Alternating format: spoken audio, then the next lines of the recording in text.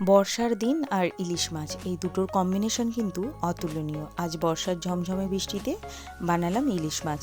আজকে ইলিশটা বানাচ্ছি আমাদের বাড়িতে যেভাবে ঠিক ইলিশ মাছ বানানো হয় সেটা। এখানে সর্ষে ইলিশও বলতে পারেন, আবার ভাপাও বলতে পারেন। এখানে বড় সরিষে, যেটা কালো সরিষা হয়, সেটা বাটা আছে 4 টেবিল স্পুন। সঙ্গে আছে লবণ, হলুদ আর কাঁচা লঙ্কা। কাঁচা লঙ্কার পরিমাণটা আমি বেশিই দিয়েছি, আপনারা চাইলে কম দিতে পারেন। আর তেল দিয়েছি 1 কাপ।